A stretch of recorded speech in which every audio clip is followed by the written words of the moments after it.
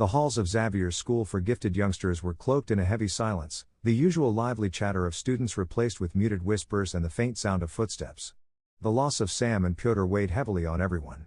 Their deaths were a stark reminder of the risks that came with being part of the X-Men. Rogue's disappearance only added to the grief, leaving the school in a state of shock and uncertainty. The funeral was held in the school's courtyard, where students and staff gathered to pay their respects. The memorial was somber, with Charles Xavier delivering a heartfelt eulogy, his voice steady but his sorrow evident. He spoke of Sam and Pyotr's bravery, their kindness, and their dreams for the future, dreams that had been cruelly cut short. Aiden stood among the crowd, silent and unresponsive, his eyes fixed on the ground. Later that evening, Charles summoned Aiden to his office. The room was dimly lit, the glow of the evening sun casting long shadows across the walls. Charles sat behind his desk, his hands folded in front of him, his expression grave but gentle. Aiden entered without a word, his face devoid of emotion as he sat across from the professor. "I know you feel responsible for what happened," Charles began, his voice soft but firm. "But I want you to understand that you are not at fault. This was a mistake on my part. I failed to notice that Eric had planted traitors among us. I failed to send better support with you. I failed to respond quickly enough when they attacked. Charles's voice faltered, the weight of his own guilt evident. But Aiden wasn't listening. His gaze was fixed on his hands, his fingers trembling slightly.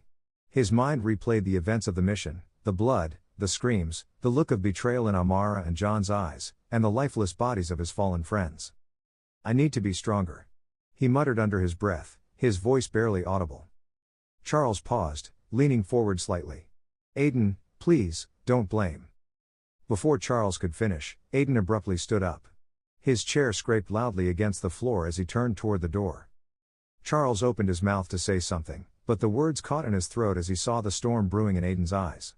He remained silent, watching helplessly as the boy opened the door and walked out without another word. The atmosphere at home was heavy with tension. Aiden hadn't left his room in a week, and the once lively household had grown unnervingly quiet. He skipped school, avoided training, and isolated himself entirely. His absence at the dinner table left an unfillable void, and his family grew increasingly concerned.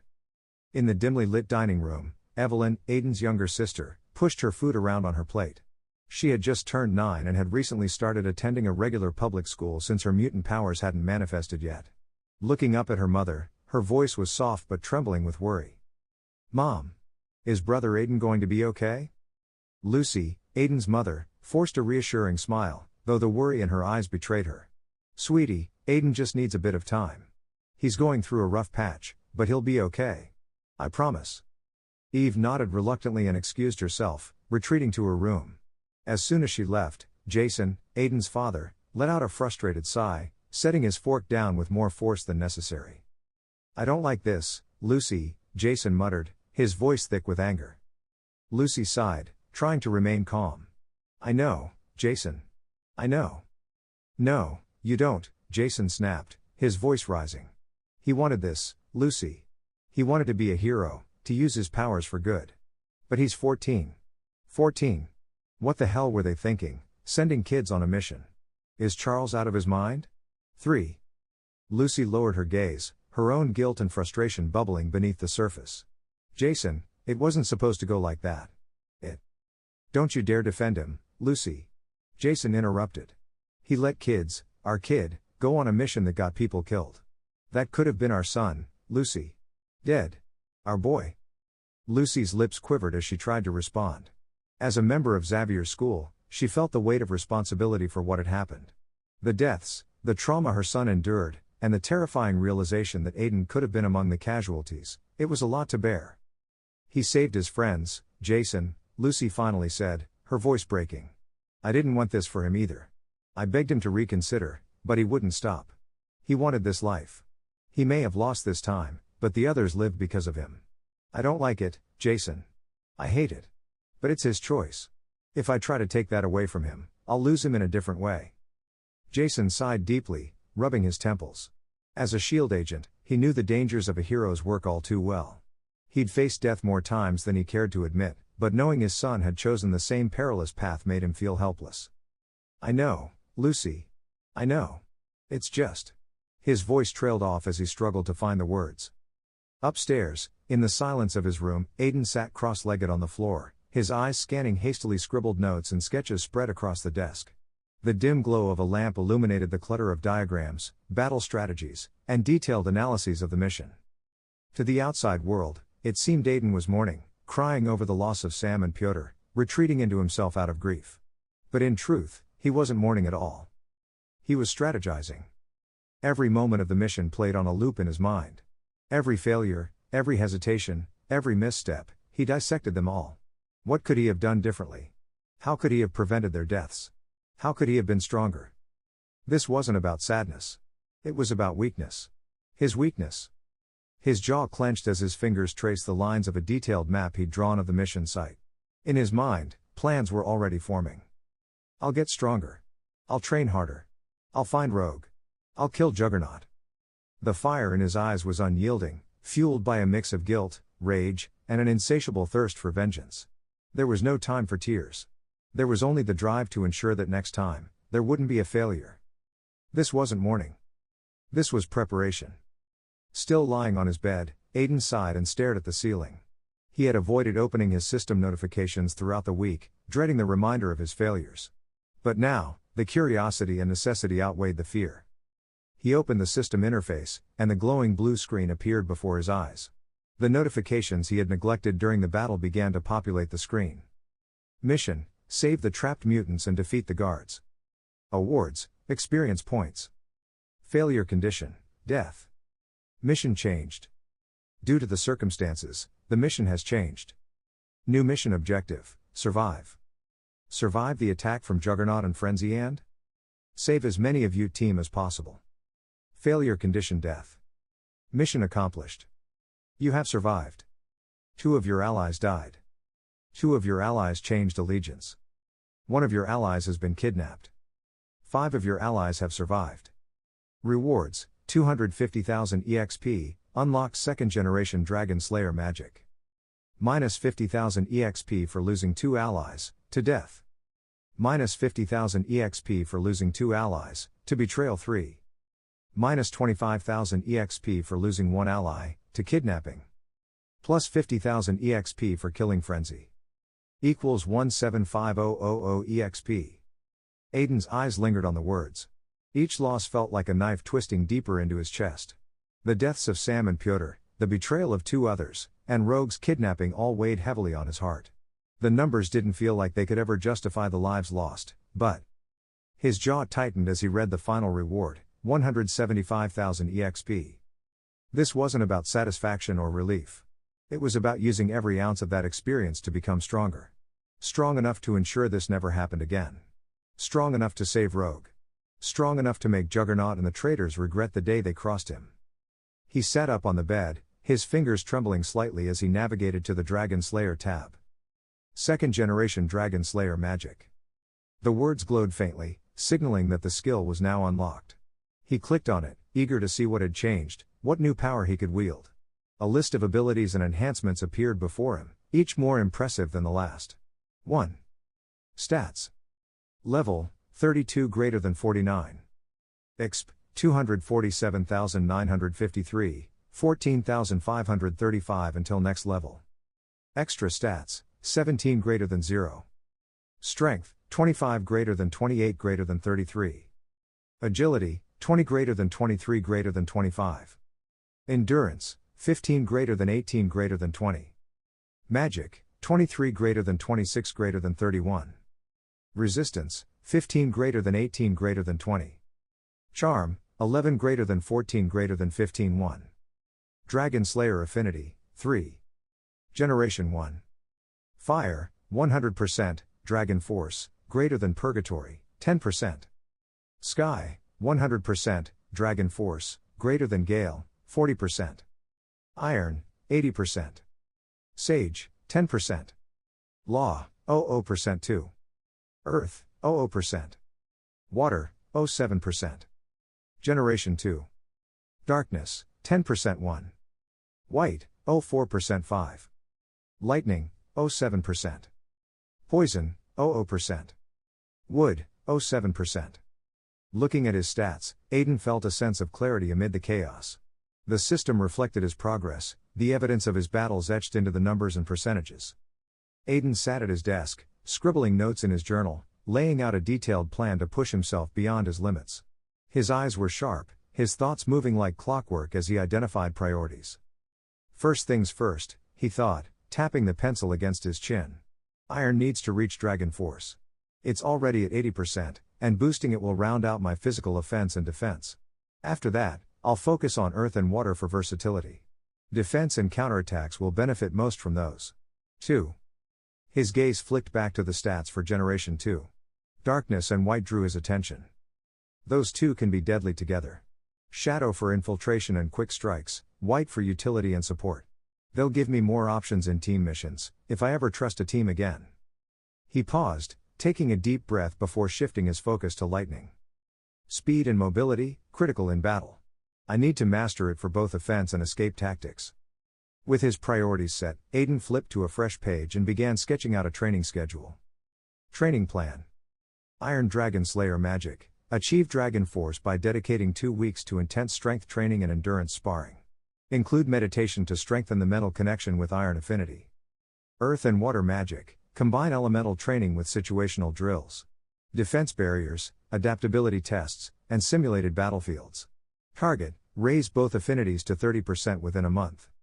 Shadow and White Magic. Focus on stealth exercises, light manipulation, and strategy simulations.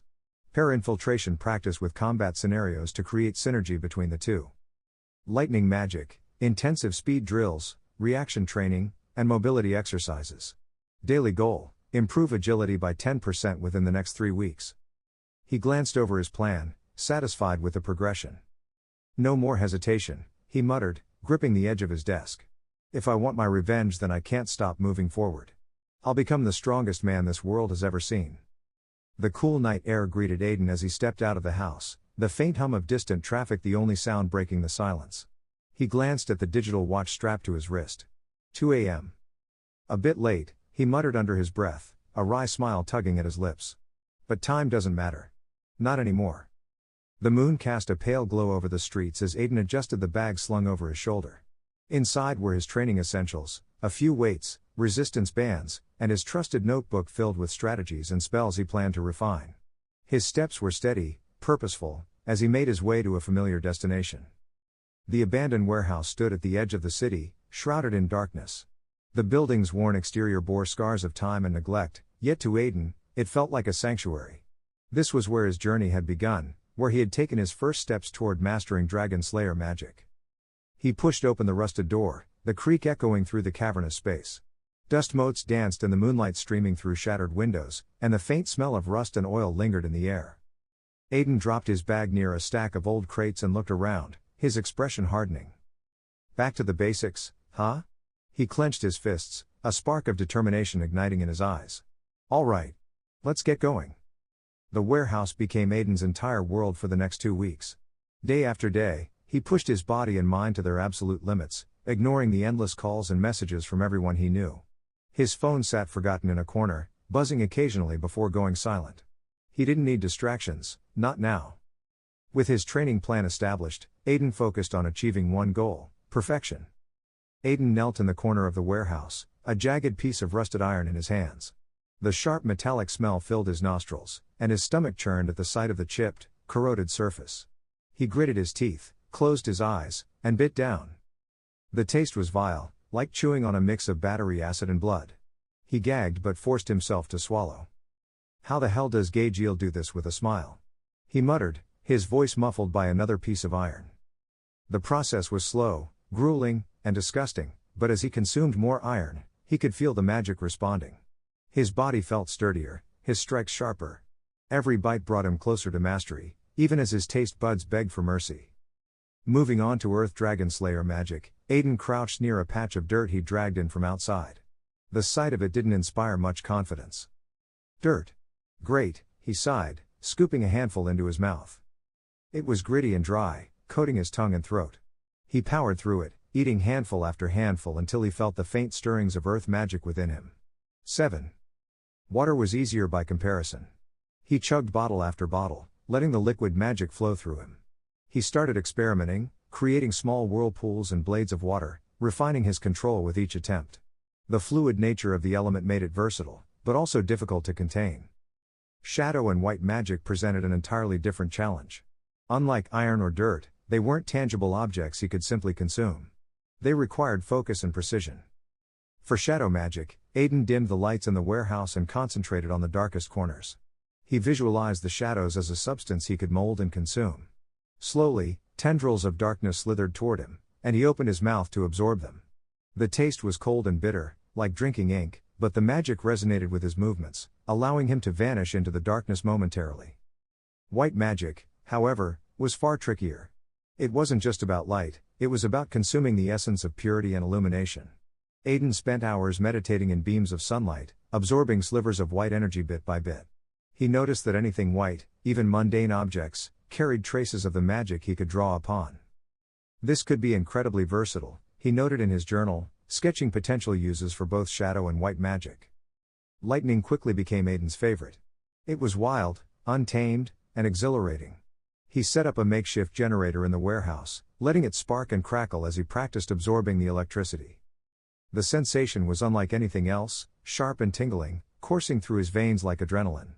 The speed and power it granted were unparalleled, and Aiden found himself grinning despite the occasional shock burns. "I could get used to this," he said, darting across the room in a blur of light.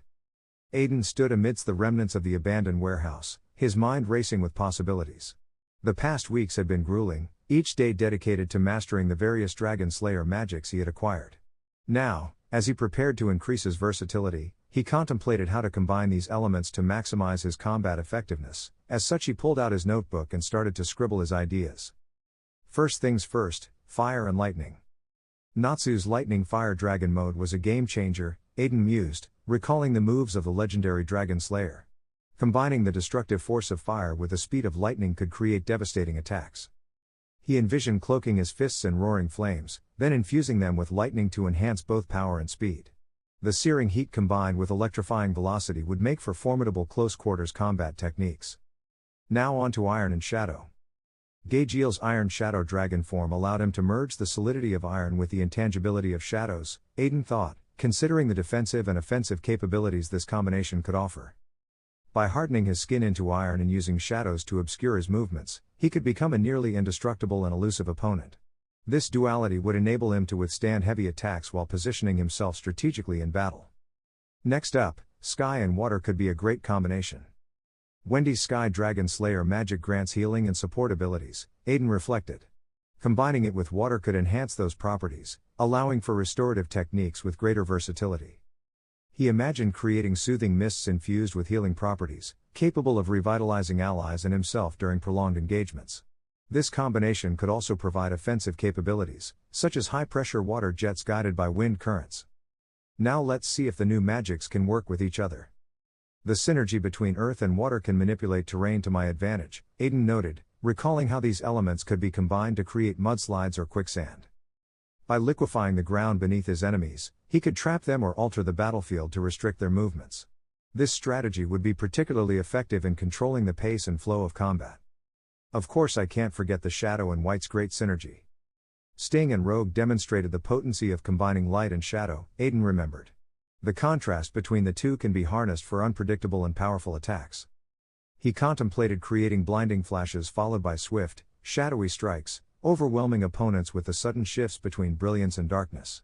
This tactic could disorient foes, leaving them vulnerable to subsequent assaults. And finally, speed, what could be better, the sky and lightning for that? Enhancing mobility is crucial, Aiden considered. Combining lightning speed with sky's agility could make me an elusive target. By infusing his movements with electrical energy and wind currents, he could achieve rapid acceleration and swift directional changes, making him difficult to predict and counter. By the end of the 2 weeks, Aiden's progress was undeniable. His level hadn't changed, but his mastery of his magic was on a completely different level. He could seamlessly switch between elements, adapt to any situation, and execute devastating combos without hesitation. 2. Standing in the middle of the battered warehouse, Aiden surveyed his work with a rare smile. He was exhausted, bruised, and covered in soot, but he had never felt more prepared. "I'm ready," he said to himself, slinging his bag over his shoulder. "Time to go back to school."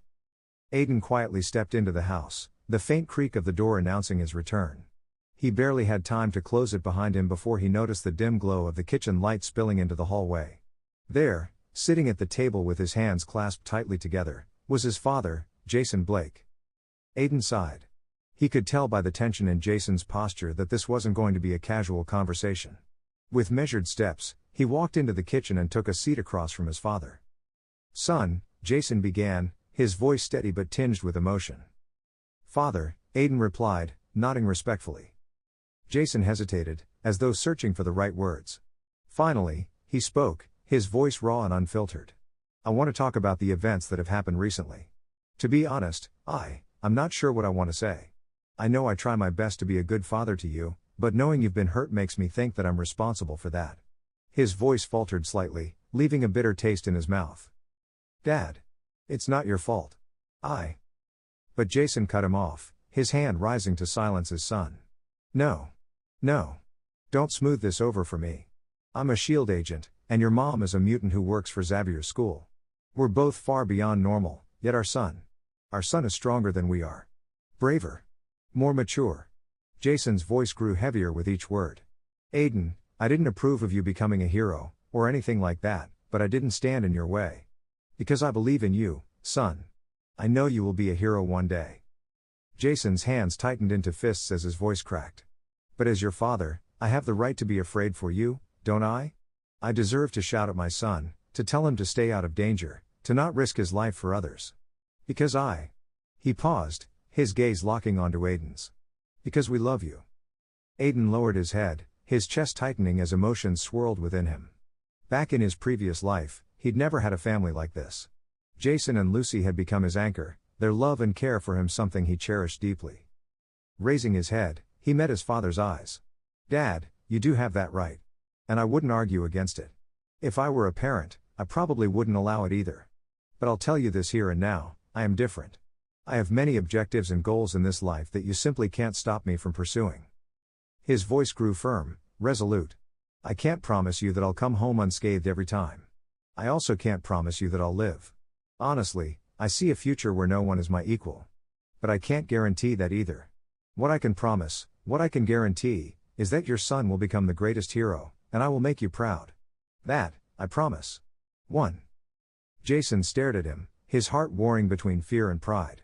Despite wanting to argue, to tell his son he deserved to live a peaceful, happy life like the people he was saving, he couldn't ignore the conviction in Aiden's words. "Then this is the last time I'll stand against you," Jason said, his voice thick with emotion. "You can do whatever you want. But promise me one thing, never descend into evil. I know you're filled with thoughts of vengeance, and I can't fault you for that. But promise me you won't stoop to their level to achieve it. Promise me you'll always be a hero. Is that right, son?" Aiden smiled faintly, his gaze unwavering. "Of course, father." As he rose from his seat, he glanced toward the living room, speaking louder. "And I promise the same to you, Mom." From the shadows, Lucy stepped forward, her face soft yet resolute. She had been listening in, hiding her presence to avoid intervening, afraid her emotions would overwhelm her. Now, as she stood there, tears glistening in her eyes, pride swelled within her. Jason placed a hand on her shoulder, and the two shared a glance, their unspoken agreement clear. They believed in their son. Lucy took a shaky breath, her voice quiet yet firm. "We'll hold you to that promise, Aiden." With that, Aiden nodded and headed toward his room. Behind him, his parents exchanged a look of bittersweet understanding. The morning sun cast a golden hue over Xavier's school for gifted youngsters as Aiden made his way back to the institute. His footsteps were steady, yet there was a subtle tension in the air. As soon as he stepped through the gates, he felt it, the weight of countless gazes all turning toward him. Some were curious, others cautious, and a few sympathetic. Aiden ignored them all.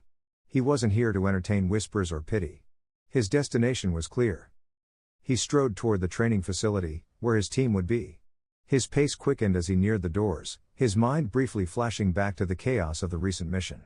When he pushed open the doors, the familiar sound of grunts and the clash of training equipment greeted him. Inside, his team was hard at work.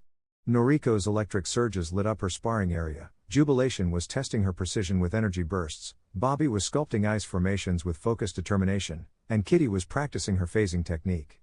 1. Aiden stopped in the doorway, observing them for a moment. "It seems they've gotten over the incident," At least outwardly. That's good to see. As soon as they noticed him, all activity ceased. Aiden. Kitty's voice rang out as she sprinted toward him, her expression lighting up with relief. The others followed close behind, their voices overlapping as they bombarded him with questions. Are you okay? What took you so long? Did you really recover already? Aiden raised his hands, trying to calm the flurry of concern. Relax, relax. Hold on. His voice was calm but firm. First things first, I see everyone's here, but where's Kevin? The atmosphere shifted. Their earlier enthusiasm was replaced with a somber silence. Heads lowered, and no one met his gaze until Noriko finally spoke up. He quit. After the incident, she muttered, bitterness lacing her tone. Don't worry about him, Aiden. He's a coward. Noriko, Kitty snapped, shooting her a sharp look. You can't call him a coward, Jubilation interjected. He has the right to make that choice. This work is dangerous, and you know that. Aiden nodded, his expression unreadable. That's fine, he said. Honestly, it's okay that he quit. If any of you feel the need to step away, don't hesitate to do so.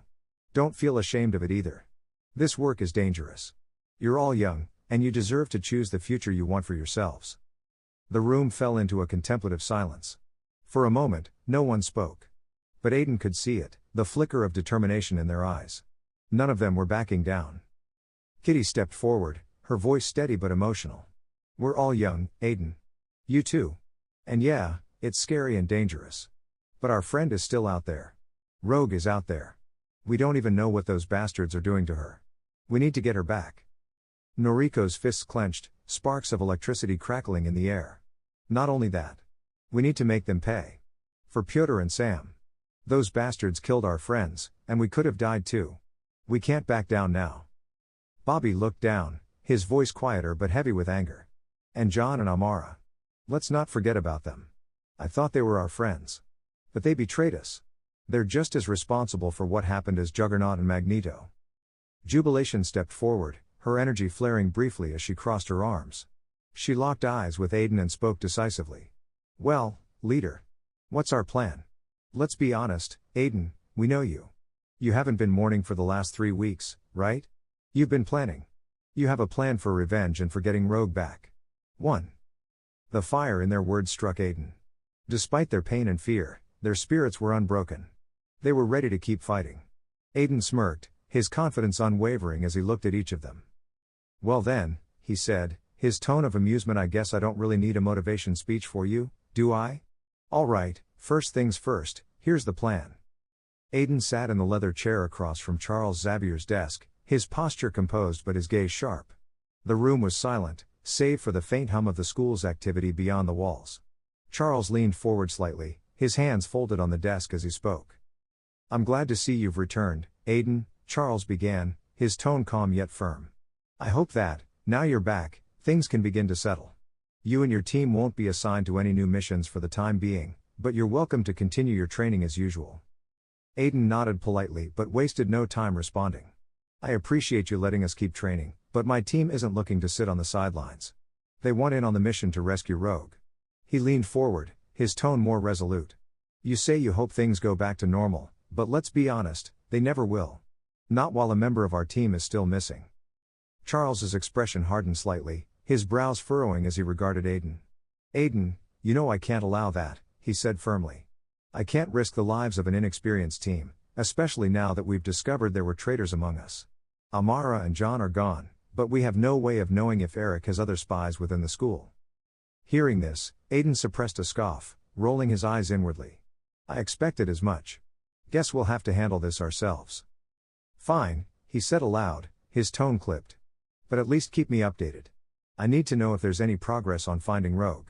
It's been 3 weeks, Professor, and I haven't seen you or your team make a single move. Are you even looking for her? Charles's expression softened, tinged with weariness. Aiden, he said gently, leave that to me. I've been scanning with Cerebro every day, but Eric knows its capabilities better than most. He's taken great lengths to shield Rogue's location and any trace of her from us. I assure you, we're doing everything we can. The explanation did little to ease Aiden's frustration. He crossed his arms, his jaw tightening. Charles continued, sensing his unease. I understand your concern. I know how close the two of you were. Believe me, Aiden, I will notify you the moment we uncover anything. But for now, I need you to focus on your training and recovery. Aiden exhaled sharply, standing from his chair. Fine, he muttered, his tone low but resigned. I'll stay put for now. As he turned to leave, Charles's voice stopped him briefly. Aiden, he said, his tone almost fatherly. Your leadership and determination are commendable. But remember, your team looks to you. If you act recklessly, they will follow suit. Trust me to handle this. Aiden paused for a moment, then nodded without looking back. I'll keep that in mind. He stepped out of the office, the door closing softly behind him. But as he walked down the corridor, his thoughts churned. Trust you to handle this? Sure, Professor. But if you don't act soon, we will. As soon as Aiden stepped out of Charles's office, he found the team waiting for him in the hallway, their faces a mix of hope and concern. Noriko leaned casually against the wall, her arms crossed. Well? She asked, cutting straight to the point. What did he say? Aiden sighed, shaking his head. As expected, he won't let us in on the mission.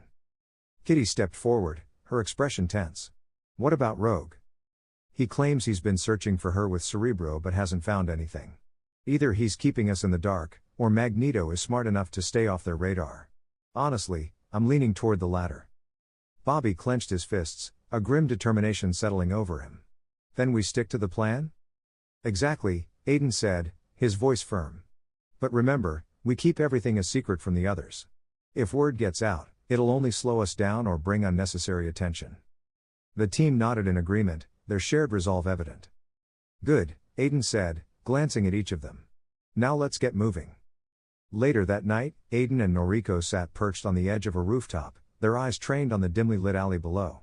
The area was notorious for being a hub for mutants, both those looking to stay under the radar and others with less than savory reputations. Noriko tapped her fingers impatiently against the rooftop's edge.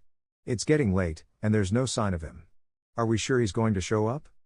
Aiden leaned back slightly, his gaze never leaving the alley. He'll show. Maybe he's running late, but he's our best lead. Kitty's intel pointed us here for a reason. This guy fits the profile perfectly, weak, scared, and desperate. Easy to crack. The first phase of their plan had been a risky one. Kitty had used her phasing abilities to infiltrate Charles's office and gather intel on mutants who might know something about Magneto's operations. It had been a calculated risk, but one that paid off when they discovered the name of their target, a mutant informant known on the streets as Leech, a member of the elusive Morlocks. Noriko squinted at the alley, her eyes scanning the shadows. Wait. Look, that's him, she said, nodding toward a figure skulking out of the shadows. The person was hunched over, a tattered cloak obscuring their features as they moved cautiously down the narrow passageway. Aiden grinned, his eyes narrowing with focus. Yup, that's our guy. He's trying too hard to hide. Let's move. Without another word, the two leapt from the rooftop, landing silently on the street below. They trailed Leech from a safe distance, their steps calculated as they closed the gap. Ready? Aiden whispered to Noriko as they neared their target. She nodded, her expression fierce. Let's get some answers. As they approached, Leech froze, sensing their presence. He turned slightly, his yellow slighted eyes open wide with fear. Hello, Leech, Aiden said, his tone low and menacing as he stepped into the light and placed his hands on the teen's shoulder. We've got some questions for you. The Leech's green face paled as he stumbled back, realizing he had nowhere to run. Leech's eyes widened in panic as he stared at Aiden and Noriko. Leech? Who's that? My name is Brian. I don't know any Leeches, so. Goodbye. He turned abruptly, attempting to walk away, but his retreat was short-lived. Noriko stepped forward in a flash, placing her hands firmly on his shoulders and sending a jolt of electricity through his body. Ay. Leech yelped, his entire body jolting. I'm sorry. I'm sorry. Aiden stepped closer, his expression calm but menacing. That's going to happen every time you lie or refuse to answer my questions, Leech. He reached out and tugged the hood down from Leech's head, revealing his green, wrinkled skin, sunken eyes, and bulbous features, unmistakable as the mutant called Leech. Aiden tilted his head, smirking.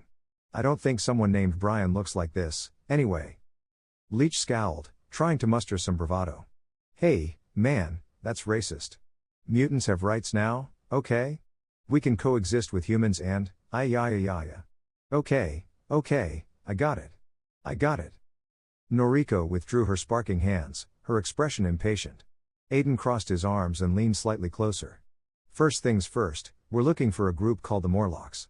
Any idea where we can find them? Leech glanced nervously to his left, then to his right, sweat forming on his brow.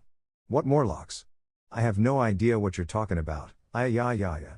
Another shock coursed through his body, and he crumpled slightly, gasping for breath. Fine. I know about the Morlocks. He admitted, his voice trembling. They're a group of outcast mutants who live in the tunnels, okay? That's all I know, I swear. The tunnels were built during the Cold War, emergency shelters or something. They're massive, though. Finding them? Almost impossible. Noriko raised her hand again, sparks dancing between her fingers. Oh, I'll make you into a roasted frog if you keep lying. Wait, Aiden said, gesturing for her to stop. He crouched slightly, meeting Leech's terrified gaze. Look, Leech, my associate here is very impatient, and trust me, she can do more than just zap you like this. Damn right I can, Noriko muttered, glaring at Leech. Aiden smiled faintly, his tone deceptively kind. We already know you're part of the Morlocks and a respected member at that. Sure, you're not strong, but you've got brains, and your leader trusts you. Oh, and I know about your little secret, your habit of sneaking drinks at shady bars. That's how we found you in the first place. Leech froze, his lips trembling. I don't want to harm the Morlocks, Aiden continued, his voice softening. I'm a mutant too. His eyes shifted, pupils narrowing into reptilian slits, faintly glowing in the dim alleyway. But most importantly, Leech, I don't want to see you turned into a roasted toad. Leech gulped audibly, his fear palpable. His mind raced as he assessed the situation. Strong mutants like this are rare, and if they're in New York, they're either with Magneto or Xavier. Shit. Noriko snapped her fingers, small arcs of electricity crackling. Hey, idiot, stop thinking so much and talk. I've got places to be. Okay. Fine, Leech blurted out, raising his hands in surrender. They're hiding in the tunnel that connects New Jersey and New York.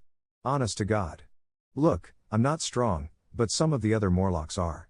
Their leader won't just let you waltz in. She's not weak like me, if you go there, you might really die. I'm serious. Aiden grinned, satisfied. I'm well aware that Callisto isn't someone to scoff at. But neither am I. He stood, brushing off his coat. I'm sure you'll run straight to her and tell her everything that happened here. Go ahead. In fact, make sure she knows I'll be visiting tomorrow. Whether she invites me peacefully or makes me fight my way in is her choice. Oh, and let her know I'm aware of the trial by combat rule. I'll invoke it if I have to. Leech hesitated for a moment, then turned and bolted down the alley, his cloak flapping behind him. Noriko watched him disappear, her brow furrowed. You sure that's a good idea? We could have just knocked him out and launched a sneak attack.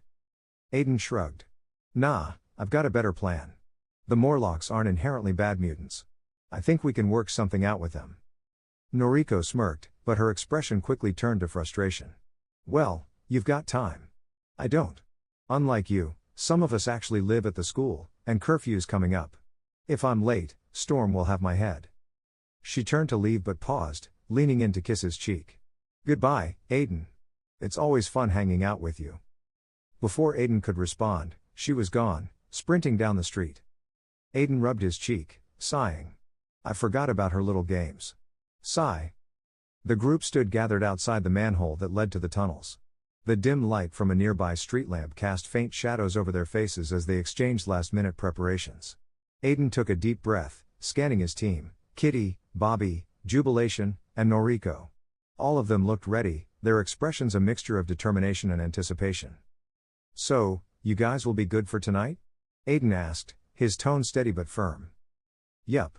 Jubilation chirped, hands on her hips. I spoke to a friend of mine. She's got this wicked ability to make projections of people. She's making copies of us in bed so it'll look like we're right where we're supposed to be. Curfew? Totally busted. She leaned in closer to Aiden, her teasing grin impossible to miss. Oh, and I can tell her to cover for me if you ever want to take me out on a date one night. Aiden sighed, his tone shifting to exasperation. Sure, one day. Now, focus. He turned to address everyone. Lock in. I'm not sure how many mutants are down there. Intel says they're mostly weak, but don't get complacent. Keep what happened last time in your minds. We'll try to solve this with words first. If that doesn't work, fists it is. I know you guys have been training hard for weeks now, so don't disappoint me, okay?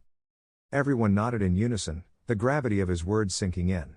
With a nod of his own, Aiden leaned down and pried the manhole cover open, the metallic clang echoing slightly in the still night.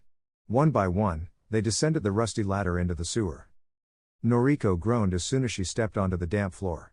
God, this place smells awful. Bobby chuckled, covering his nose. What did you expect? We're literally in the sewers. Aiden walked ahead, keeping his voice low but clear. Kitty, are we on track? 1. Kitty, crouched nearby, held up a map she'd meticulously copied from the City Hall archives.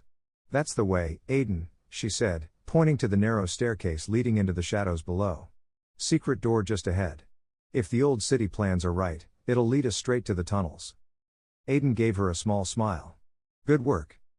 They walked deeper into the sewer, the echo of their footsteps mixing with the occasional drip of water.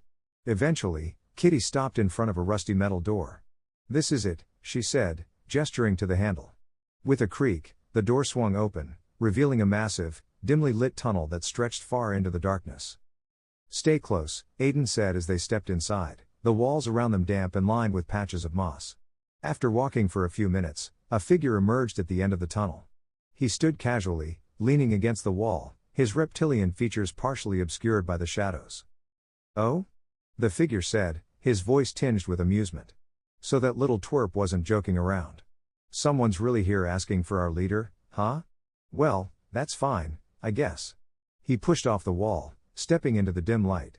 His green, scaly skin glistened faintly, and his right arm, much larger and more muscular than his left, rested at his side. His pointed, reptilian features gave him an imposing presence. Name's Anol, I'm here to guide you to the hideout. But looking at you, he said, looking them over. Honestly, you kids look way too young to be here. My advice? Turn around and leave. Aiden stepped forward, unfazed by the mutant's appearance. Appearances can be deceiving, he said coolly. I recommend you don't judge us by our ages, Mr. Lizard. Now lead the way. Anol's eyes narrowed, his demeanor shifting. Oh, I see how it is. Little kid gets powers and starts acting tough. He cracked his knuckles, his larger arm flexing menacingly. I was going to guide you, but now I think I'll test if you're even worth it. He stepped closer, his movements deliberate. Aiden prepared to step forward, but then a thought struck him actually, he said, a sly grin forming, Shadow Cat, why don't you show him who we are? Kitty, or Shadow Cat, as they had agreed to use code names, grinned, stepping forward. This will be fun, she said, her voice confident. She squared up, her stance relaxed but focused, as Anol raised a brow. The tunnel was silent except for the faint dripping of water from unseen cracks in the walls. Shadow Cat stepped forward, her silhouette illuminated by the dim, flickering lights above. Anol pushed himself off the wall, his reptilian features twisting into a smirk as he flexed his massive right arm, the muscles rippling under scaled skin. His sharp claws tapped against the ground with every deliberate step. You're sending her to fight me? Anol asked, his tone dripping with mockery as his gaze swept over Kitty. What's the matter? The rest of you too scared to step up? Kitty smirked, hands on her hips. I don't need backup for this.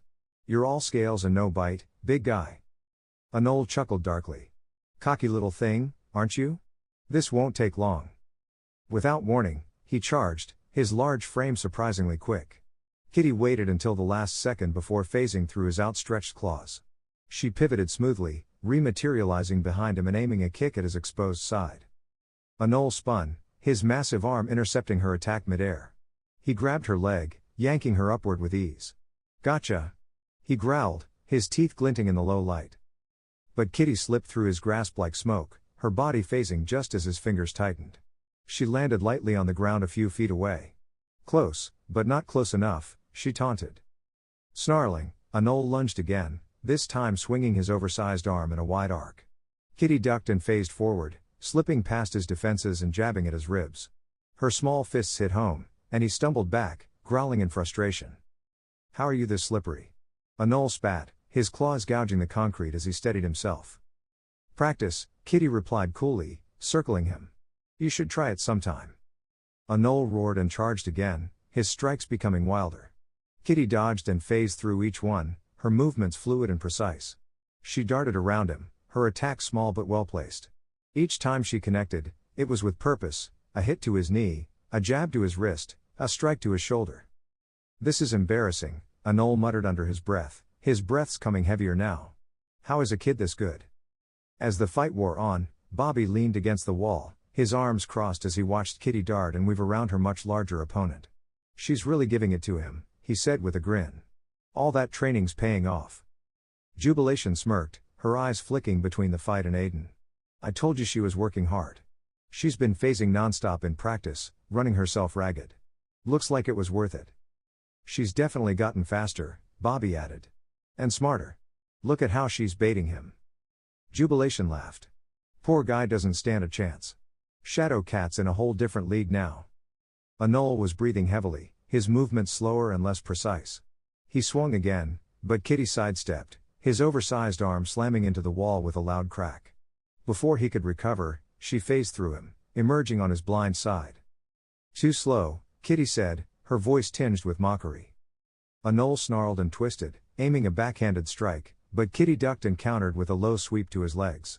He hit the ground hard, the impact echoing through the tunnel. Kitty didn't waste a second. She phased onto his back, pinning his arms with her knees and pressing a hand against the back of his neck.